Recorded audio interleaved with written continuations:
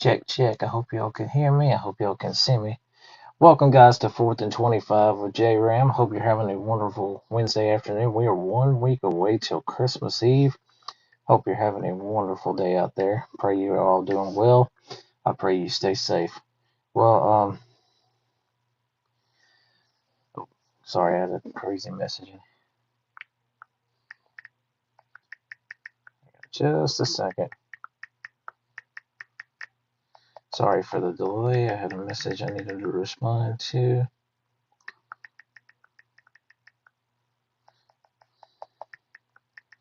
Sorry about that. All right, guys, we got a loaded show today. I got to fly with this one, so hopefully I don't rush too quick. But hope you're having a wonderful day out there. Holidays are coming.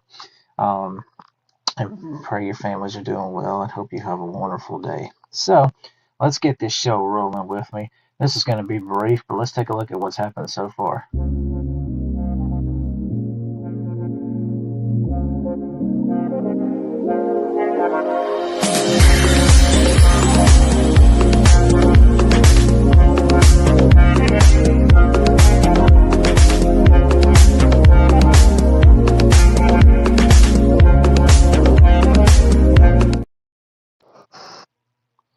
All right, guys. So let's start the weekend review with, of course, America's game. This was awesome. This was awesome. Army Navy, best rivalry of them all, best game of them all. I look forward to this game every year. Navy hangs on to win it 17-16. This was a really, really good football game between these two rivals. Obviously, they lay it all on the line every year, it seems. Um, Blake Hervath, the talented Navy quarterback, he runs for 107 and a touchdown, passes for 82 and a touchdown. Their defensive end, Julian Matum, 5 total tackles. He had 3 solo. He had a big sack for Navy in this game. Of course, both these teams, option teams, they run the ball. Navy 190 to 120 in the rushing game. Time of possession, this game went quick. There were very limited drives, what you expect. Army only had the ball for 25 minutes and 25 seconds. Navy kept the ball for 34 minutes and 35 seconds. Third downs were big here, too. Army only 3 of 10 on third downs. Navy goes a solid 11 out of 18. But Navy gets the win. The Commander-in-Chief trophy stays in Annapolis for another year. These uniforms were sick. I loved Army's uniforms. Navy's were cool, too. But this was a good football game. Navy gets it done 17-16. All right, so guys, it's bowl season. We've played 3 bowls. Let's take a look at what happened in those games. This game was wild. The Celebration Bowl. South Carolina State beats Prairie View A&M 40-38 in 4 overtimes. If you haven't seen it, there was a very controversial call at the end, or the very controversial 2-point conversion that South Carolina State converted. It was reviewed. They determined he scored. A lot of people did not agree with that call, myself included. I think the video clearly shows he did not hit that ball in the end zone before he was down. But it is what it is. South Carolina State wins this game 40-38. They are the HBCU national champions. And what a great game, though. This game, Prairie View was in control. South Carolina State comes back. South Carolina State quarterback Ryan Stubblefield throws for 234 yards, 2 touchdown passes, has a good game. Jordan Smith, what a game, 9 catches for 152 and 2 scores for the Bulldogs. Game winning, of course, the controversial call at the end that converted the 2. Prairie View actually outgained South Carolina State in this game 491-357, but you don't win the games by outgaining them. You win them on that scoreboard. Congratulations to South Carolina State, though. They're champions of the Celebration Bowl. Moving on. Later that night, we had the LA Bowl. Washington clobbered Boise State 38-10. A little bummed. I thought this might be a better game, but it was not even close. Washington gets the win 38-10. Quarterback Demon Williams goes for 215, throws 4 touchdowns for the Huskies. Jonah Coleman had 85 yards and a touchdown receiving. Denzel Boston, 6 catches, 126, a touchdown. Linebacker Xavier Alexander had 5 tackles, a sack, a couple pass deflections, tackle for loss. Washington outrushed Boise 127-58. And the Huskies defense, 3 sacks, held the Boise to 5 of 16 on third downs and 5 turnovers. If you force 5 turnovers, you're usually going to dominate, and that's what Washington did in this football game. So Huskies get it done, 38-10. They're the champions of the LA Bowl and the final LA Bowl, because sadly this bowl will not be coming back next year, as I don't think several of them probably will. All right, and then last night in Montgomery, Alabama, we had a fun one in the Salute to Service Bowl. I apologize. Jacksonville State beat Troy 17-13. This was actually a pretty good ball game. Caden Creel throws for 173 and a touchdown. These are actually rivals from way back when, but this was the first time they played since I believe the early 2000s. Jacksonville State won the turnover battle 2-1, and third downs the Gamecocks for 8 out of 17, and Troy was 2 of 12. So, but Jacksonville State with the win, 17-13. They are the champions of the Celebration Bowl. All right, moving on. We're going to pick some more bowls in a little while, and of course the playoff. So let's move on, shall we? Let's talk about the awards winners this past week. It was a great week as we had the Heisman, and of course we had all of the traditional college football awards. We are going to start with the Ray Guy Award winner. That, of course, for the best punter in the country. That award went to this young man, Brett Thorson of Georgia. He ended the season with 42 punts, had a 45.2-yard average. Longest was 66, 4 touchbacks. 21 of his kicks went inside the 20-yard line.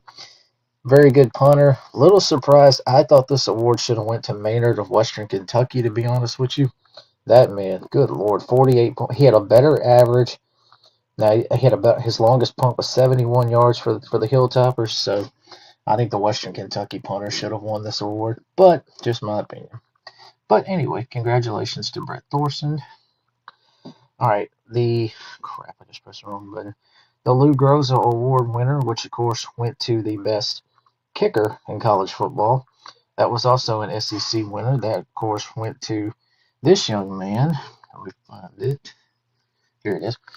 This one went to Tate Sandell of Oklahoma. He had a great season kicking for the Sooners. He only missed one field goal the whole season. He went 23 of 24 all year. That's incredible. His only loss was in the 40 to 49 range as far as missed field goals. He was perfect from 50 plus, 7-7. Longest kick was 55 yards. Made all 32 extra points. Scored 101 points for the Sooners. But he was your winner. Best kicker in the SEC. The other one that was I thought might have had a chance was obviously the young man at Hawaii, Kansai Metasuzawa. He had a great year also, but Tate Sandell of Oklahoma, your winner for the Lou Groza Award. All right, let's move over to the defensive side. The winner of the Jim Thorpe Award, which of course goes to the best defensive player in the country, the best defensive back. Let me make sure I got the photo because I don't see it. That, of course, went to Leonard Moore of Notre Dame. The Jim Thorpe Award. I apologize. Yeah, Jim Thorpe Award. Here's your winner. Caleb Downs of Ohio State. He was the winner of the Jim Thorpe Award. Let me pull up his stats real quick for you. Okay. He had a really strong year, of course, former Alabama Crimson Tide star.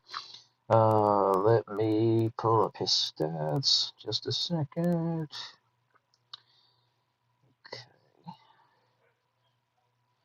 Trying to figure out the best way to pull his up real quick. Okay. Where are you, Caleb Downs? Where are your stats? I gotta tell you what, here's what we're gonna do. We're just gonna do this real quick. This will make it a little simpler. Okay. Here he is. All right. Caleb Downs, the Jim Thorpe Award winner for the Buckeyes. He had 60 total tackles, 40 solos, a sack. He had 2 interceptions, a pass deflected. Solid year. But he's your winner for the Jim Thorpe Award for the best defensive back in college football. All right. Moving over to the linebacker award. The Chuck Bednarik Award for the best defensive player in the country. I don't think there's any doubt this one they got right. Jacob Rodriguez, linebacker at Texas Tech, one of my favorite players to watch. This young man has been a treat. He has been a machine for the Red Raiders defense. Let me pull him up real quick. Let me pull up his stats real quick. Here he is. All right, so this young man finished the season with 117 tackles, 61 solos, 56 assists. He had a sack, 7 forced fumbles, two fumble recoveries, 4 interceptions, 6 passes deflected. Young man is a talent, phenomenal linebacker. His teammate David Bailey at Texas Tech, who led the country in sacks, had an argument, I think, for this award too. But Jacob Rodriguez is your winner, and congratulations to him. Next up, we will move over to this young man, Outland Trophy winner, Spencer Fano of Utah. He was a great pass blocker, great run blocker, great offensive lineman, maybe the best lineman in the country, in my opinion, he was. He helped build holes for Utah's rushing attack and protected their talented quarterback, Devin Dampier. I don't think they gave up but like 11 sacks on the whole season. But he was a high draft prospect at the start of the year, and he lived up to more good tape for NFL teams to look at. Spencer Fano, your winner of the Outland Trophy. All right, moving on. Let's take a look. Now we'll move over to our playmaker side on offense. Your winner for the John Mackey Award for the best tight end in the country, that of course went to Eli Stowers of Vanderbilt. Another guy that I was so looking forward to seeing play this year. He had a really, really great year at Vandy, as we all kind of expected him to. This young man finished the season with 62 catches for 769 yards. He averaged 12.4 yards per catch for the Commodores, and he had 4 touchdowns. And he is your winner for the Mackey Award for the best tight end, one of Diego Pavia's best targets. Phenomenal football player. Looking forward to hopefully seeing him in the ReliaQuest Bowl against Iowa with Diego. Hopefully all these guys will play for Vandy. But great win. But congratulations to him. He's your winner of the John Mackey Award. All right, next up we've got the Bolitnikoff Award. This obviously went to the best tight end. The best receiver in the country. Winner, of course, Makai Lemon of USC. I hope I said that first name right. I apologize if I didn't. He finished the year with 79 catches, 1,156 yards receiving. He had 11 touchdowns, 14.6 yards per catch. He also rushed for 2 touchdowns, so he had 13 scores on the season. But he's a phenomenal receiver. Was a little shocked here. I thought maybe Bell at UConn had a chance to win it because he had more yards, more touchdowns, but it is what it is. Really good receiver, though. Congratulations to Makai Lemon, your 2025 Bolitnikoff Award winner. All right, next up, the Doak Walker Award winner. That, of course, was Jeremiah Love of Notre Dame. This young man, what a treat to watch. Phenomenal running back. He finishes the season with 1,372 yards, 18 touchdowns. That wasn't even the most in the country. Keywan Lacey at Ole Miss had 20 scores. But with that said, though, this young man, 1,372 yards, 18 touchdowns, 6.9 yards per carry for the Irish. He also caught 3 touchdowns, so he finished with 21 total scores. Great running back, good pass catcher, great offensive weapon. Hate that Notre Dame's not in a bowl game, but we ain't going to get into that. But he's a great football player. Congratulations to Jeremiah Love. Great story, too. If you've seen his story at the Heisman ceremony, really cool watch if you've not seen it yet. Congratulations to Doak Walker Award winner Jeremiah Love. All right, this next one, this young man racked up. He won the Maxwell Award for the most outstanding player. He won the Davey O'Brien Award for the best quarterback. And, of course, I think you know where I'm going. He is your 2025 Heisman Trophy winner, as he was the winner of the Heisman. And I'm talking about, yes, Fernando Mendoza, quarterback of the Indiana Hoosiers, who are the number 1 seed in the playoff. This young man, holy cow, what a season. He finishes the season throwing for 2,980 yards, 33 touchdown passes, 6 interceptions, had a 71.5% completion percentage. He also rushed for 240 and 6 touchdowns. No, he didn't. That was 2024. I'm sorry. But anyway, this year he throws for 33 scores, runs for 6, accounts for 39 total touchdowns. He is your 2025 Maxwell Award winner. and your Davy O'Brien Award winner. So congratulations to Fernando Mendoza, the Heisman Trophy winner and the winner of the Davy O'Brien and the Maxwell Award. As far as the Heisman goes, real quick, I said it was a two-horse race. It was either him or Diego. I would have loved to have seen Diego win it because I know he's been so special for Vandy. Say what you want about his attitude and some of the stuff he says. Didn't like what he said about the Heisman voters after the award. He did apologize, but I think he kind of damaged his reputation, but he probably doesn't care because he does have a little bit of a Manziel-like attitude, in my opinion. But he's still a great football player. I would love to have seen him win it. But this young man, very humble, had a great Heisman speech, and I ain't got no problem with it. Congratulations, Fernando Mendoza, for all these awards that he won. And then finally, the Coach of the Year. I think they nailed this one. Curt Cignetti of Indiana. Just the story he's done with Indiana is incredible. Last year, you go 11-2, you make the playoff. I know they lost Notre Dame. And then this year, an even better team. You're 13-0. You won the Big Ten.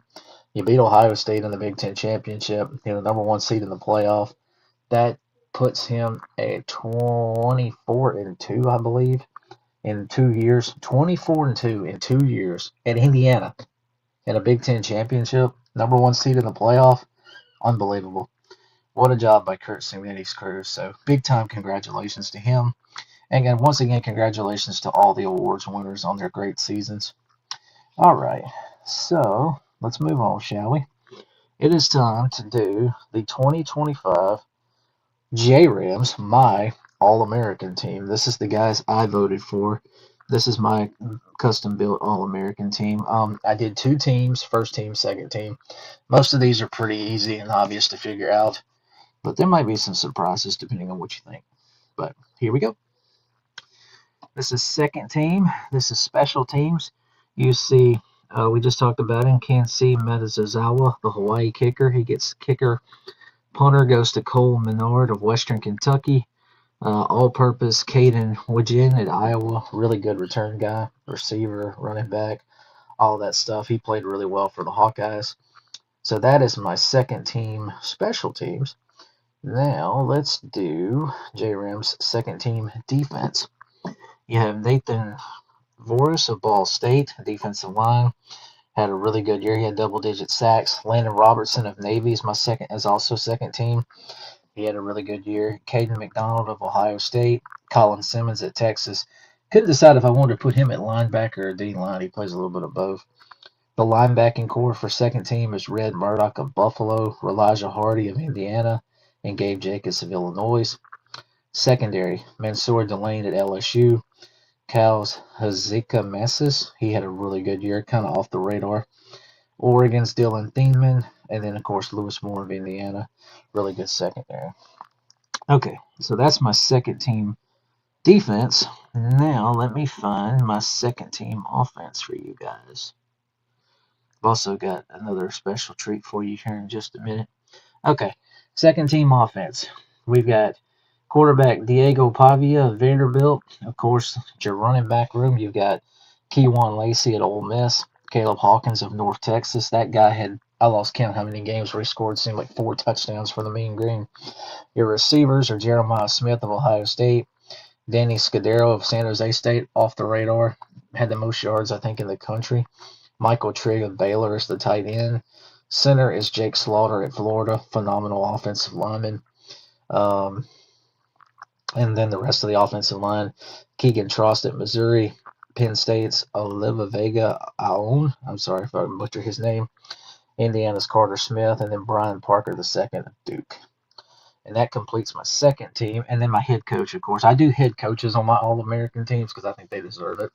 And you see my second team goes to Joey McGuire of Texas Tech for the great season that the Red Raiders have. So, all right, let's go first team. First team, here's your special teams. Of course, Tate Sandell, the Oklahoma kicker. Brett Thorson, the Georgia punter. I nearly flipped them, but with the Western Kentucky punter, but it is what it is. Jadarian Price of Notre Dame gets all-purpose for his contributions in the return game and the running game. First team defense, I'm sorry. Nadine Tucker of Western Michigan is defensive line. Also with him is Cassius Howell of Texas A&M, Caden Curry of Ohio State, and John Henry Daly of Utah. Those four young men were terrorizing quarterbacks and running backs all season. Linebackers, obviously no-brainer. Jacob Rodriguez of Texas Tech, David Bailey of Texas Tech, the nation's leader in sacks, and then Orville Reese at Ohio State, phenomenal player. Secondary first team, we got Caleb Downs of Ohio State, Notre Dame's Leonard Moore. Ja'Cory Foster of Louisiana Tech, if you don't know who that is, look him up. Dude's phenomenal. And then kind of a surprise, but I thought Amon Moses of SMU was really good. All right. And then finally, first team offense. Obviously, Fernando Mendoza's the quarterback. The running backs are Jeremiah Love, Notre Dame, and Amon Hardy of Missouri. That young man was a treat to watch for Mizzou. The receivers, Mekhi Lemon of USC, Skylar Bell of UConn. This dude was a sensational receiver for the Huskies. You got Eli Stowers at Vandy. Center is Logan Jones of Iowa. Y'all know how Iowa is about producing centers and good centers and offensive linemen. And then joining him on the O-line, of course, Spencer Fano at Utah, best lineman in the country. Caden Proctor at Alabama, Miami's Francis Mangoa, and then Georgia Tech's Keelan Rutledge. Probably not on many first teams, more second teamer, but I just thought he did a great job helping build holes for Haynes King in that rushing attack for the Jackets. And then, of course, head coach is Kurt Zanetti. He gets first team head coach. All right, so that is a wrap on that. Now, something else that I did this year, my very own custom all G6 team, G5, I'm sorry, G5.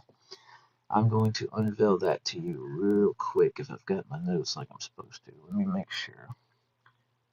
Okay, so there's that. Let me make sure I'm not missing something. Okay, I'm missing a little bit of this, but I am still going to read it to you. Okay, so my all G5 team, kicker is Kensen Masazawa at Hawaii. Punter is Cole Menard of Western Kentucky. Devin Gandy of Louisiana Tech. That's the all-purpose guy. Can't see him on the screen. I apologize. Defense, the secondary, which, again, I'm sorry you can't see that. Ja'Cory Foster at La Tech. Braden Alls of Toledo. Nevada's Mervyn Kennan III. And then Marshall's Boogie Trotter. My linebacking core, now you can see those. Brian Parham of UConn. We got Buffalo's Red Murdoch. Chris Jones of Southern Miss. He had a really good year for the Golden Eagles. Defensive line, Nadine Tucker at Western Michigan. Of course, phenomenal. Nathan Vorse of Ball State. Jackson Eck of New Mexico. That young man had 100-plus tackles. And then Michael Hildman of Central Michigan. And then on offense, the offensive line, we got Cage Casey at Boise State. Raheem Anderson of Western Michigan, Brandon Best of Kennesaw State, and Pat McMurtry of James Madison. There were some other guys from Boise, Kennesaw, and I think Western Michigan who could have been on here, but I kind of spreaded it out so there'd be some G5 representation for all the champions. And then Brady Small of Army is my center, phenomenal center. Tight end is New Mexico's Dorian Thomas. He had a great year. My receivers, Danny Scudero of San Jose State, Skylar Bell of UConn. Running backs, Caleb Hawkins of North Texas, Caleb Cook of Jacksonville State. Quarterback, Drew Mestamaker of North Texas. Phenomenal season. Best quarterback in the country as far as G5 goes. And then the head coach, Bob Chesney of James Madison. I could have went with, obviously, John Summerall, but I ended up going with the coach who had one loss and got his team to the playoffs. So Bob Chesney's the head coach. All right. So that is all the awards winners, and that is J-Ram's All-American teams and J-Ram's All G5 teams. So appreciate that. We're going to take a quick break, and when we come back, we're going to talk about these G5 head coaching changes real quick. So see you guys in a minute.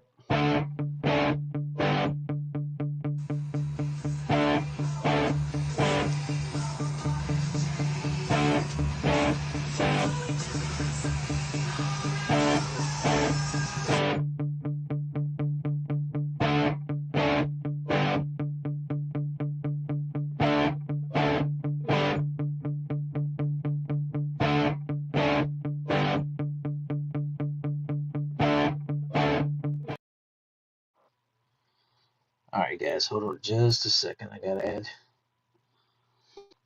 add something to the group here. Gotta add some photos, some more images, I guess. Okay, I think that's everything. Let me add these real quick. Let those upload.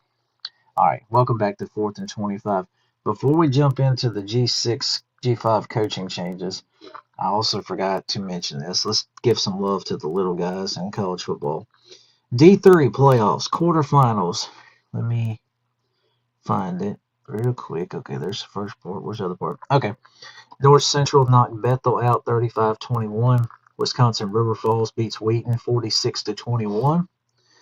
And then John Carroll knocked Berry out 21-13. Johns Hopkins beat Susquehanna 40-10. So the semifinals coming up this Saturday. We got John Carroll at North Central, and then you got Johns Hopkins at Wisconsin River Falls. Mount Union obviously got knocked out a couple weeks ago.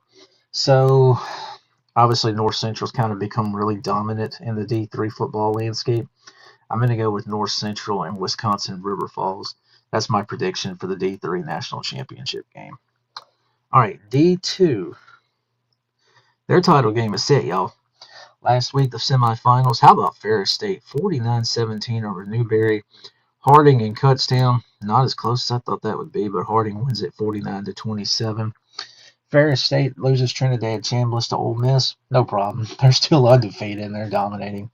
So this coming Saturday at 3 o'clock, it's in Texas. I can't remember the name. McKinney, Texas. You've got Harding and you've got Ferris State for the D2 National Championship. That's going to be a great game. If you've not seen Harding, watch their offense. It's really cool. But this should be a great game. Harding against Ferris State. D2 National Championship game, Saturday at 3 o'clock. That is on ESPN2. All right, FCS playoffs. We're down to 4. Here's what happened over the weekend in the quarterfinals. Montana State over Stephen F. Austin, 44-28. Not a big surprise. But look at that second game. Villanova was down by double digits, and they come back on the road and beat Tarleton State 26-21. Tarleton State was the number 3 national seed. So the 1, 2, and I believe 3 seeds are out. Of course, North Dakota State being knocked out shocked everybody. But anyway, Villanova knocks out Tarleton State. Montana, no trouble with South Dakota, 52-22. And then Illinois State goes to UC Davis and wins 42-31. Illinois State's miracle run continues. The Redbirds have knocked out the number 1 seed, and this was the number 8 seed, I believe. So your Final Four coming up this weekend is officially set. Here you go. You've got on ABC, first you got Montana State. I believe that's at 3 o'clock, I believe. The Brawl for the Wild, Volume 2, and a ticket to the National Championship on the line. Might be your National Championship game. And the state of Montana is going to be shut down for that. That's going to be fun.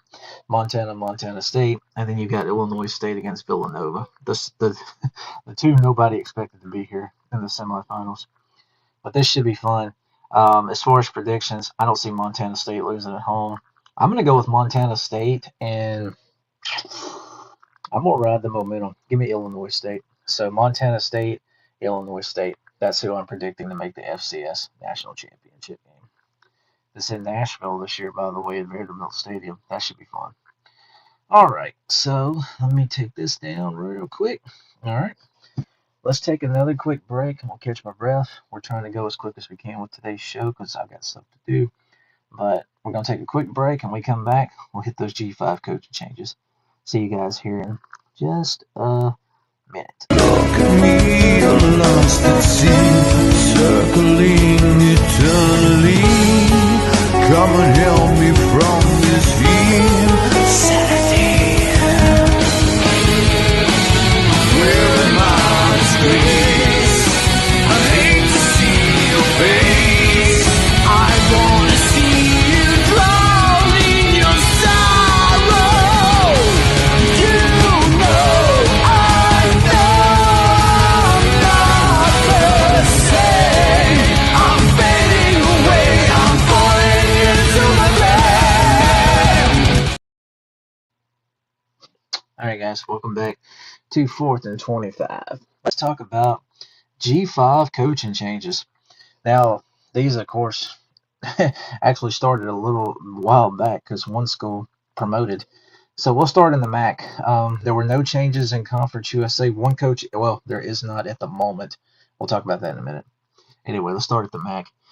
Okay, so Mike Carney is the head coach now of the Kent State Golden Flashes. He was promoted from offensive coordinator. Now, this has been several weeks ago. This actually happened in season. He was named the interim back in April when Kenny Burns was fired for a 1-23 record, and he also violation of university policies, which is crazy. But anyway, he was out. Mike Carney was promoted to interim as from OC. Well, he ended up being promoted, and now he is the head coach. He is very familiar with this program. He's worked there for a few years, and not too bad in his first year. Kent State had their best season in a long time when they finished at 5-7, 4-4 in the MAC. I know that's sad to celebrate a 5-7 season, but we're talking about Kent State here. So anyway, shout out to them. Mike Carney, the new head coach of Kent State. Next up, Toledo made a change, but they had to. Jason Candle left Toledo. He goes to UConn. Your new head coach, Mike Jacobs. He comes over from Mercer in the FCS, Mercer University in Georgia. He is 94-23 with an 80.3% win rate as a head coach.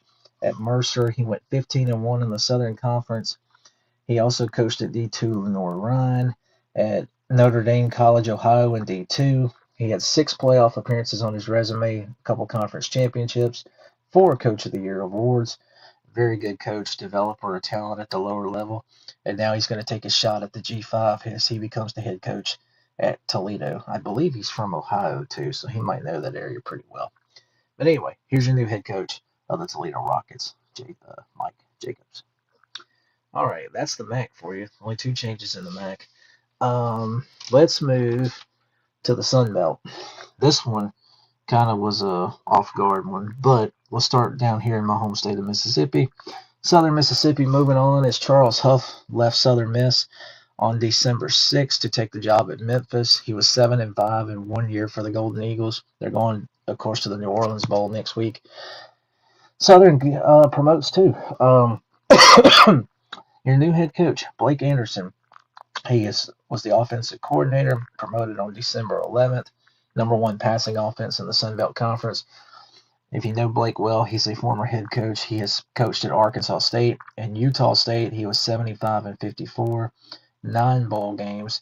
He also won some league titles in smaller conferences at previous jobs, but has G5 coaching experience. I don't know how well he knows this region because can't remember where exactly he's from. But anyway, head coaching experience. He can develop. We'll see how he does. But Blake Anderson back in the saddle again. He is the head coach at Southern Mississippi. Next up. Okay, so we talked about Conference USA not having any changes. That was until the other day.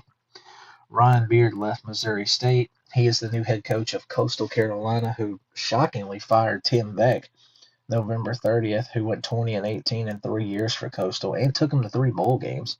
I think that firing kind of surprised everybody just a little bit. But here's your new man in Conway, Ryan Beard. He is a very good offensive mastermind. He was 19-16 at Missouri State. He led the Bears in their transition from FCS to FBS. Let's see. He was also, of course, he was a coordinator at Missouri State in 2022 and 2023. Also, previous staff experience coaching on staffs at Louisville, Central Michigan, and Western Kentucky. But here's your new man at Coastal Carolina. He'll be wearing the teal and black, Mr. Ryan Beard. All right, next up, let's go to the big dog of the Sun Belt, Billy Napier. Sun Belt Billy. He's back in the Sun Belt. Billy Napier is the new head coach at James Madison. He comes from Florida, where he was obviously fired after a 22-23 record. He was 12-16 in the SEC. But before that, when he was at UL Lafayette, in the Sun Belt, tremendous experience in this conference. He went 40-12 with the Raging Cajuns, 27-5 in the Sun Belt. He won 4 Sun Belt West championships and 2 Sun Belt Conference championships. So knows the South well, knows the Sun Belt well. Very good hire. I like this for JMU. I think this is a good fit for Billy. This could get his career back on track. Bob Chesney, of course, left James Madison to take the UCLA job at 20-4. However, of course, James Madison is in the playoff. They play Oregon Saturday night. He will coach that game. He will coach them through the playoff, however far they go. But Billy Napier, the new man at JMU. All right, moving on. We're going to move over to the Pac. Well, it still says Mountain West, but the schools I'm about to talk about, of course, are going to be in the Pac-12 next year. But let's start with Colorado State. Jim Mora is moving on from UConn, and he's coming to Colorado State. Colorado State fired Jay Norvell back in October for an 18-26 record in 4 years after they went to a bowl last year. But Jim Mora comes from UConn. He has 10 years of coaching experience. At 73-53, he worked at UConn, back-to-back 9-win seasons, 3 bowls in 4 years. He did things that were unimaginable with UConn football. And then at UCLA, he was also there as the head coach for 6 years previously. He had 8 or more wins in 4 of his 6 seasons. He also has been a previous NFL head coach, coaching the Falcons and the Seahawks. So there's plenty of head coaching experience with this man. But now he is the head honcho in Fort Collins. Colorado State new head coach, Jim Mora. All right, next up, let's keep it in this part of the country.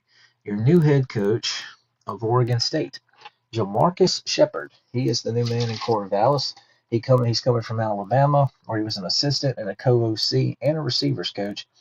Has previous experience in the Pac-12. He's been on staff at Washington State and Washington for a couple of years.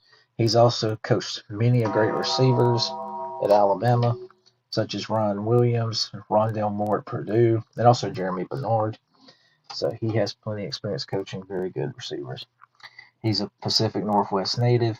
He replaces Trent Bray, who went 5-14 in 2 years with the Beavers before his termination in October. New head coach, Jamarcus Shepard. All right, one more in this conference. And I feel sorry for these guys. It took them a long time, but they finally got him a guy.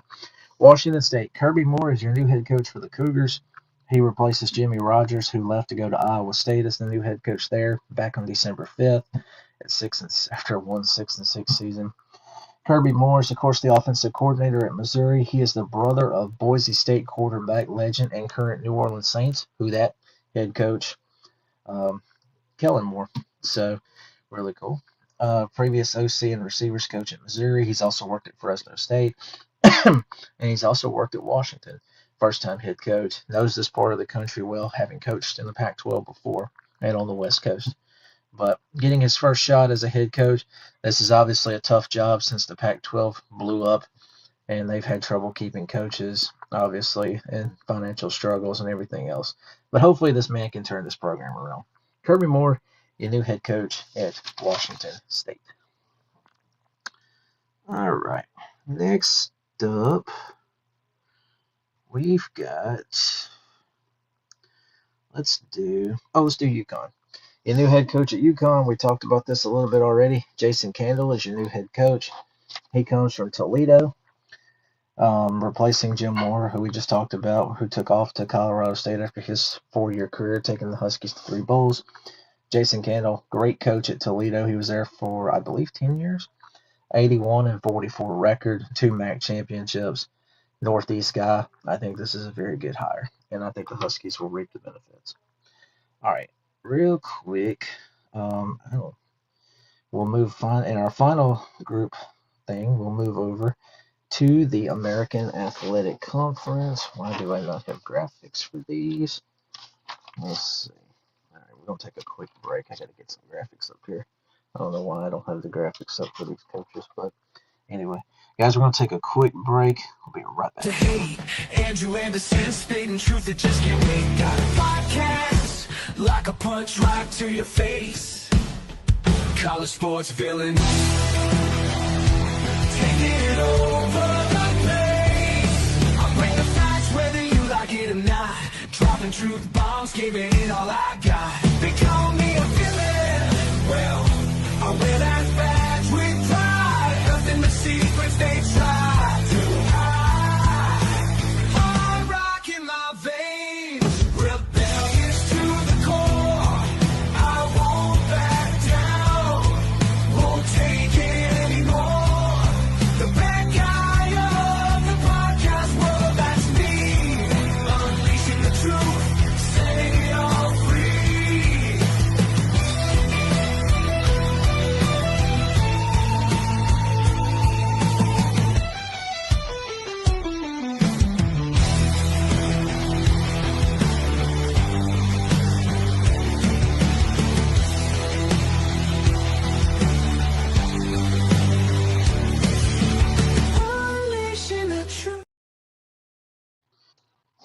Alrighty. Guys, just hang tight. I don't know why we didn't have graphics for these AAC coaches, but we're going to get them real quick. Hopefully I can get them real quick. Let me get these up here real quick for you. I don't know why I did not have these. I apologize. I feel better having graphics up here for y'all. I do apologize. Give me just a second. Trying to do these real quick.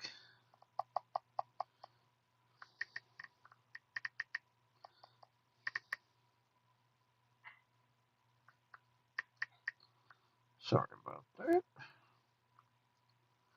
Yep, there he is. Neil Brown. Apologize, guys. Again, I did not mean for this to happen. I got one more. And we're going to get these up here. Hope y'all having a good day out there. Where's the Coach Wheel? This one was not very popular from what I have gathered. Alright. Now, alright, let me just hang tight, guys. I need these things to upload really, really quick. Hopefully they'll be up here in just a second. Sorry for the delay. I'm a train wreck. Oh, yeah, thanks, babe. Happy birthday to my nephew, Blake. He is 16 today. He just got his driver's license. So congratulations to Blake, my nephew. Super proud of him. He's a Mississippi State fan. Congratulations to him. He is officially a licensed driver in our state. All right, let's see. Waiting on these other graphics to load real quick for you guys. I do apologize. Tell you what, we're gonna play another quick commercial for you. Shout out to our friends in Iowa. This one's for you. It's on time, you can get to work by 9 and start your slaving job to get your pay. If you ever get annoyed, look at me, I'm self-employed. I love to work at nothing all day, and we've been taking care of business every day. Taking care of business every way. We've been taking care of business. It's all mine. Taking care of business, and I've been working overtime. Work out.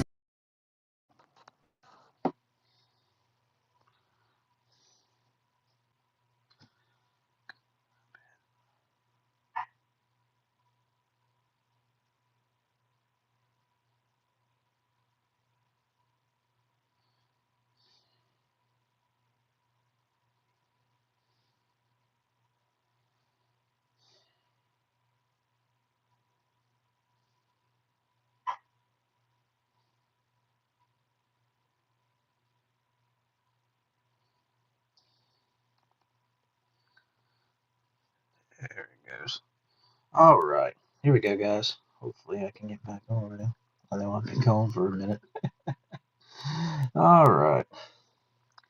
Sorry for that. Here we go.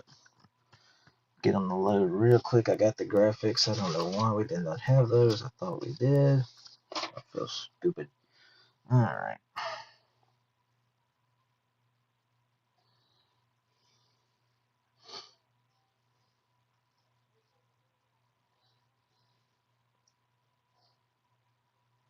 Let's see if this works. All right, here we go. I apologize, guys. Okay, finally, let's jump into the American. They got some new coaches. Let's start at UAB.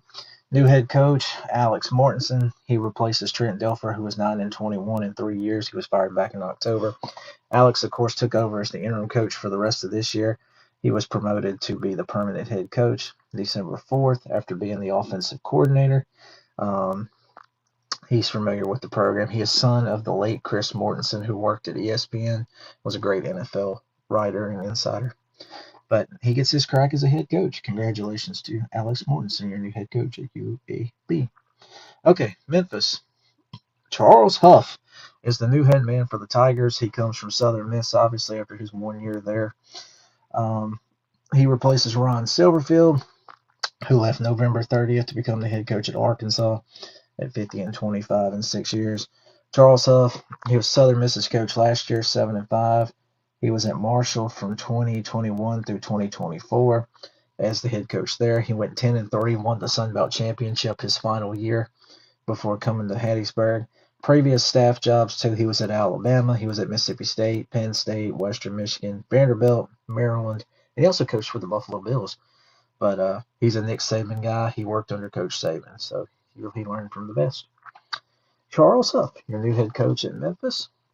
All right, let's move to South Florida. Of course, Alex Golesh moved on. He went to Auburn on November 30th. Your new head coach at USF is Brian Hartline. He is the current Ohio State offensive coordinator and receivers coach. Of course, he'll be there through the playoff. He's a first-time head coach. He's recruited Florida well. Offensive guy. He's coached some phenomenal receivers for the Buckeyes, such as Jeremiah Smith, Cornell Tate, Marvin Harrison Jr., Chris Olave, Jackson Smith, Najigba, and so forth. First-time head coach, and he's coming into a very good area, a program many call a sleeping giant, and now he gets his opportunity. Brian Hartline, your new head coach at USF. All right, North Texas. This one was not very popular from what I have read. Neil Brown is the new head coach of the Mean Green. He replaces Eric Morris, who took off to Oklahoma State after a 21-15 3-year run there. Neil Brown, of course, did not coach this past. Oh no, wait, he did coach this past year. I think he was on staff. But anyway, in 2015 through 2018, he was the head coach at Troy. He went 35-16, had a Sun Belt championship and a Sun Belt East championship. He was 23-9 in the conference. He took the West Virginia job in 2019. He was the coach there for 2019 through 2024. He went 37-35, 25-28 in the Big 12. He had 4 bowl appearances. Fired with calls. Don't know what happened there. He's also been an OC and a QB's coach at Troy, Texas Tech, and Kentucky, so he knows Texas somewhat. But trying to revitalize his career and get back on track. Neil Brown, your new head coach at North Texas. And then finally, our last job, Tulane. Obviously, John Summerall is gone to Florida. Your new head coach at Tulane is Will Hall. He knows this program absolutely well. He was on staff. He was an assistant, so he's promoted to head coach. He also coached as an OC at Tulane. He was a head coach at Southern Miss. Went 14-30, not very good. Was at West Georgia. Went 31-9 with 2 playoff appearances. He's also coached at West Alabama with 25-11 with 2 playoff appearances. But Tulane decided to stay within promoting, and they wanted to keep familiarity with the program to keep the momentum going. A guy who obviously knows this program really well. And now he gets his chance to be the head honcho here. Will Hall, your new head coach at Tulane. All right, so that is that. Missouri State obviously is now looking for a coach since Ron Beard left for Coastal. And then, of course, the big story, Michigan fires Sherron Mlore. I don't have a graphic for it, but that's okay. Sherron Mlore, the Michigan coach, was fired for an inappropriate relationship with a staffer. So Michigan's open. Who knows what Michigan's going to do? I don't think there's been talk of Kalen DeBoer, but he has said numerous times he's not talked to anybody. He's not interested. I don't think he's going to go. Kenny Dillingham's another name that's been mentioned. Jed Fish, maybe an interim coach for 2026. I've seen Brian Kelly's name mentioned. Don't have a really firm feel on who might be the guy, but there are targets. So I think it's going to be a little while before Michigan finds their coach. But if they do, we'll talk about it. But in the meantime, Michigan and Missouri State, the current two, looking for a head coach. All right, so let's get ready and pick some more games, shall we? Let's get ready to close this thing out and pick these football games so we can get rolling. All right, so first things first, we're going to pick bowl games. We will pick some bowl games, and then we're going to end the thing, of course, with the playoff. Let me pull my graphics up because I don't want to overload this computer too much. Let me get these graphics up real quick for you guys. We've got 2 bowl games coming up today. I've already picked those on our discussion page.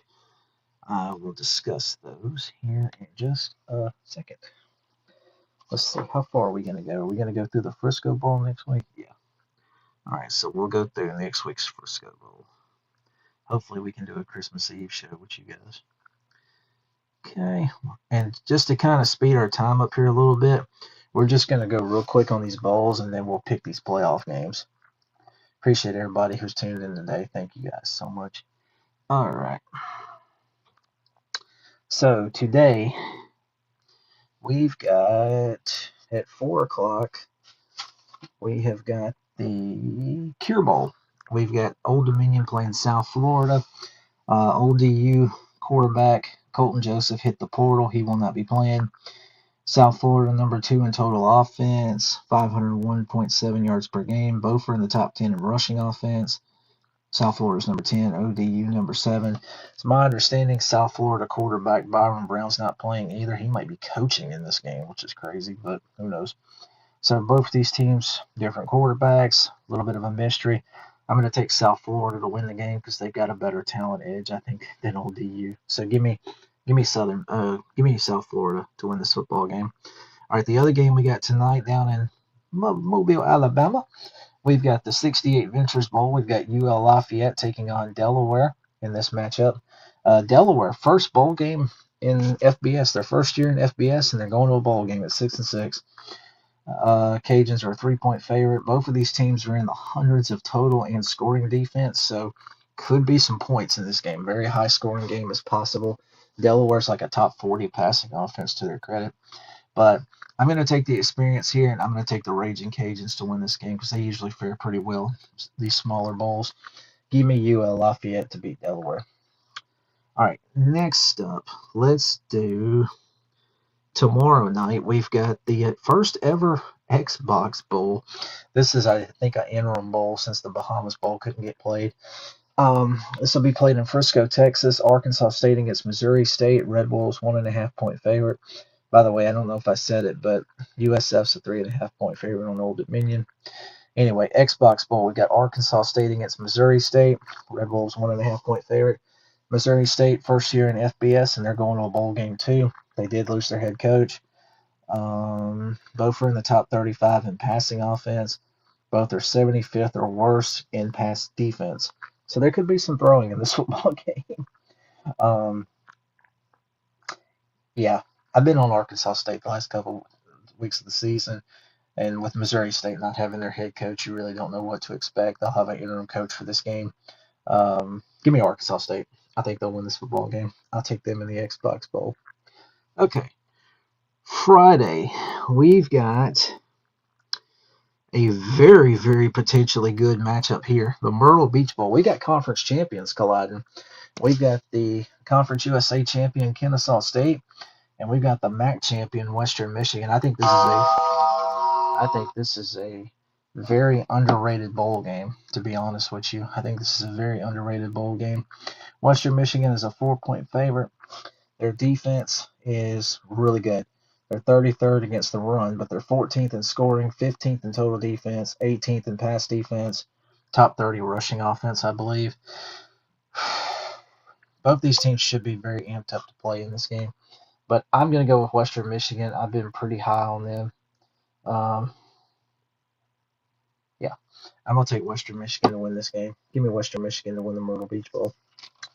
All right, next up, moving on to Tampa. Gasparilla Bowl. We've got Memphis. We got NC State. This is NC State by 5.5 is the line. Memphis, of course, lost their head coach. He went to Arkansas. NC State, a 48th best pass offense. Memphis, 84th in pass defense. Yeah, I think Memphis might have a little bit of a tough time here. I think NC State's going to be really ready to go in this game. Give me NC State to win this football game with at least continuality on their coaching staff. I'll take NC State to beat Memphis in the Gasparilla Bowl. Okay, Monday, we've got the Idaho Potato Bowl. We got Washington State, Utah State, soon to be Pac-12 foes next season. So, sorry, I got a voicemail I was trying to read real quick. I got on off over here. My apologies, guys. Been all over the place today. All right. With that said, so we got Utah State, Washington State. Washington State, another team, lost their head coach. As you know, Rogers left. Wazoo's offense is terrible. 110th in scoring, 120th total, 100th in passing offense. I'll take Utah State to win this football game. Utah State's favored by 3. A little more familiarity with their offense. I think they're in better shape. They obviously got their continuality on coaching too. Give me Utah State to win that game by 3. They're a 3-point favorite. Yeah, give me Utah State. All right, that's Monday. Now, Tuesday of next week, the 23rd, let's start with this bowl. We got the Bush's Boca Raton Bowl of baked beans. I'm just going to stick with Boca Raton Bowl. That's a little easier. We got Toledo. We got Louisville. Louisville 8-point favorite. Louisville top 35 in all defensive categories. Toledo in the top 10 in all defensive categories. So if you like defense, you might like this game. This could be low scoring. It could be physical. Toledo, another team, lost their head coach. Kendall left. I don't know who their interim coach is, to be honest with you. I'm going to take Louisville in this game. I thought Louisville deserved a better bowl game than this, to be honest with you, but I'm going to go with Louisville to win this football game. All right, and then down to New Orleans, we've got the New Orleans Bowl. We've got Western Kentucky. We've got Southern Miss. Wishing good luck to the Golden Eagles from here in Mississippi. Western Kentucky, a 4-point favorite. Obviously, Southern Miss lost their coach. Another one, Charles Huff left to go to Memphis. Southern Miss's defense has got some serious struggles. They're 84th in scoring, 99th in total defense, 78th against the pass, at 105th against the rush. And it's no secret Western Kentucky is a pretty efficient offense. I'm going to take Western Kentucky to win this football game and win this game. Yeah. Finally, let's do the Frisco Bowl that night, the Scooters Coffee Frisco Bowl. This name is hilarious. We got UNLV in Ohio playing in Frisco, Texas. Could be a very good game. I think this is another, like we talked about with the Myrtle Beach Bowl just a minute ago. I think this is a sneaky good one. Now, Ohio's coach is on leave. I don't know what's happened there, but he's been suspended. UNLV's offense is really potent, top 18 in rush offense, total offense, and scoring offense. Ohio, really good run team, but they can't stop the run really well. They're 65th against the run. I will take UNLV to win this football game and win the Frisco Bowl. All right, let's put a wrap on this show with the playoff, obviously. Let's pick these 4 playoff games, and then I am going to show you, if I can get to it, my playoff bracket. So let's start with the first round. We've got Friday night, of course. Why is it Friday night? I don't know. But anyway, Friday night, Norman, Oklahoma, first round. This is the 9 versus the 8 seed. A rematch from the regular season. We've got Alabama at Oklahoma. This is a 7 o'clock kickoff on ABC. Can Alabama seal the deal this time? Last time they played them, they lost by 2 at home, but they had over 200 more yards of offense. Alabama made too many mistakes and was not ready to go. Offensively, the Tide, obviously the better team. They are 23rd in pass offense. Oklahoma is 63rd. Both are in the hundreds in rushing offense. Alabama scored 31 a game. Oklahoma about 26.4. Both Oklahoma 91st in total offense. Alabama 69th. Third downs and fourth downs, the Tide have a big advantage here. Alabama's 35th at a 44.2 conversion rate. 24th on fourth downs at 63.6%. And then you look at Oklahoma, they're in the 70s on both of these. They're 38.6 on third down, 53.8 on fourth down. Total defense. If you like defense, you might like this. These are 2 really strong defenses. As far as total defense, both are in the top 12. Oklahoma's 9th, Alabama's 12th. Scoring defense, top 12. Oklahoma 7th, Alabama 12th. Pass defense, Alabama 7th, allowing 158.1 yards per game. Oklahoma, a little bit weaker, 31st though, not horribly bad, 192.2. Rush defense, Oklahoma the 5th best run defense, only allowing 81.4 yards per game. Alabama's 36th, allowing 125.6. Time of possession, Bama's 17th, OU 82nd. Alabama had 3 turnovers and a missed field goal in the loss back in November when Oklahoma came to Norman and won that football game. Okay, so I have gone back and forth on this game, but I believe in the Sooner Magic. Games in Norman. I think Bama's going home. Give me Oklahoma to win this football game in an ugly, low-scoring kind of game, but I'm going to go with the Sooners at home. Give me Oklahoma to knock off Alabama. You heard it right here. All right. Next up, let's go to the Saturday because it's obviously a triple header. 11 a.m. ABC. I don't know why this game's at 11. This should have been a night game, but who knows? So we don't make these calls, I guess. We've got Miami at Texas A&M. This is the 10 seed versus the 7 seed. So here's what we got. Two top 27 offenses. Alabama, Texas A&M 20th at 454.4 yards per game. Miami's 27th. Both are in the top 20 in scoring offense. A&M is 14th. Miami's 20th. Pass offense, Miami 19th. A&M's 34th. Rush offense, A&M 25th. Miami 77th. Third downs, Miami's pretty solid, 18th in the country. A&M's 62nd, not as strong at 40.4%. Fourth downs, Miami's 40th. If A&M gets in fourth and short, they're probably in good shape. Number 2 in the country on fourth down conversions at 75%. Look at the defenses. We got 2 of the top 19 in total defense. Miami's 6th in scoring defense. They're allowing 13.8 a game. A&M is 41st at 21.9 a game. Pass offense, both are in the top 30. Both are in the top 38 in run defense. Miami's number 7 against the run, 86.8 yards per game. Both are in the top 16 in time of possession, too. Miami's 5th at 33 minutes, 43 seconds. They like to hang on to the ball. And A&M 16th at 32:24. This is another one that's a toss-up to me. Looks like A&M's about a field goal favorite. I'm going to go with the home team. I can see this going either way. I've got no confidence, but I think Texas A&M will win this football game. Give me A&M in a very, very close game. I like A&M. All right, the other 2 games, let's do those. 2:30. This is a TNT kickoff. We've got Tulane and Ole Miss. It's the 11 seed versus the 6 seed. Tulane. We'll start with Tulane. 41st in total offense. Ole Miss is obviously 3rd. Scoring offense, Tulane 58th, Ole Miss 10th. Pass offense, Tulane's 57th, Ole Miss 3rd. Rush offense, Ole Miss 31st, Tulane 56th. Third down conversions, Ole Miss is 27th, Tulane's 44th. Fourth downs, Ole Miss 16th, Tulane 31st. And then you flip over to the defensive side. Tulane is 66th in total defense, 50th in scoring. Ole Miss is 33rd in total and 24th in scoring. Ole Miss has actually been better this year in defense, I think, than I even thought they would be. You look at the run defense, Ole Miss is pretty solid at 20th.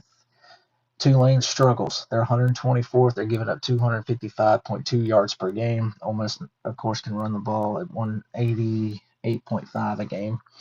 Pass defense. Tulane is 124th. Ole Miss is 3rd in pass offense. Big advantage for the Rebels. Run defense, Tulane's the better team here. They're 30th against the run. Ole Miss is 69th. Time of possession, Tulane 40th, Ole Miss 76th. Ole Miss first game without Lane Kiffin since he left to go to LSU and all that BS drama. But you get my point. It is what it is. He's gone to LSU. Ole Miss has moved on. That seems like Lane has sometimes. But Ole Miss has moved on. Pete Golding's the new man. He's the head coach. He is the permanent head coach. I think you've got a motivated team that's ready to make a statement, and I think they make a statement and they win this football game. I think they'll win comfortably. Tulane's not a bad team. This is a rematch from September when Ole Miss won by 35 points that day. I think Ole Miss knows this is a great opportunity for them. I think Ole Miss gets it done. Give me Ole Miss over Tulane. And then finally, our last first-round playoff game. I don't know why this got the Saturday night game, but it is what it is. We got James Madison headed to Oregon. Before I say that, before I pick, shout out to JMU. I know they're getting crapped on. I know people are crapping on the G5 for being in this thing, but it is what it is. James Madison's defense, guys. Number 2 in total defense, number 10 in scoring defense, 12th against the pass, 2nd in run defense. I know it's a G5 school playing in the Sun Belt, but still, I give them credit. It's still really good defense because defense is hard to play these days, it seems like, in football with the rules. But they got it done. Now, Oregon's defense, 4th in total, 8th in scoring, 3rd in pass defense. They're only allowing 144.3 yards per game. They're 20th in run defense. Time of possession, JMU 2nd, Oregon 39th. Now you flip over to the offenses. You got the number 22 and 14th ranked offenses, total offenses. Oregon's 14th. Scoring offense, both are in the top 10. Oregon's 9th at 38.2 points per game. JMU is 10th at 37.3. Pass offense, you got Oregon 49th. You got JMU 94th. The rush offense, both these teams love to run the ball. Oregon is 14th at 218.4 a game. James Madison, number 5 rushing offense.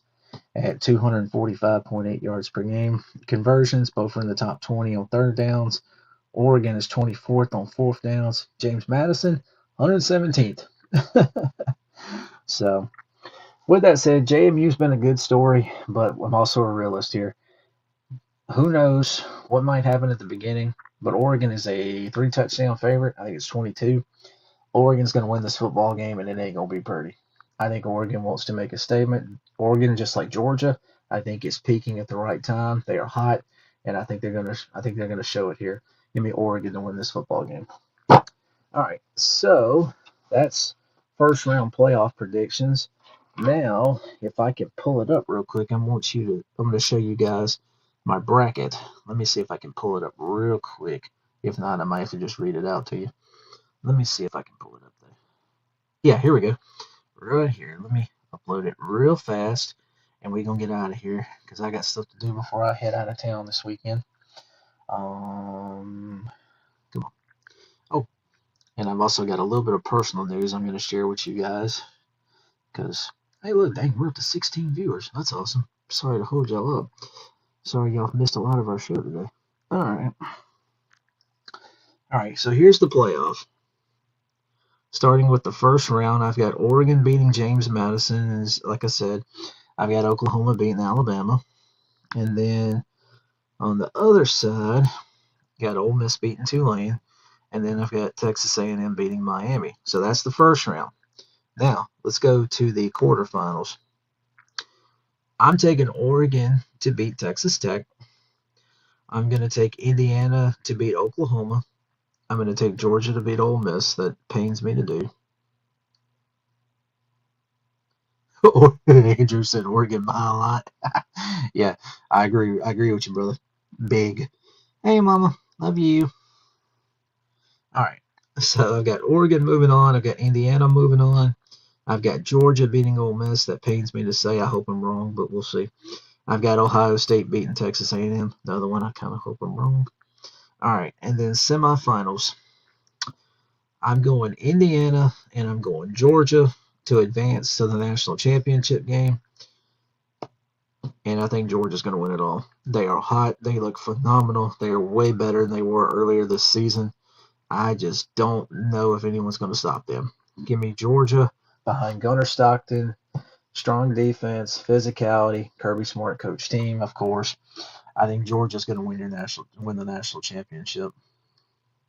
Thank you. All right, but I'm going to take Georgia to win the national championship. So just one more time in case anybody was curious. Here's my bracket. First round, Oregon moves on. Oklahoma moves on. Ole Miss moves on. Texas A&M moves on.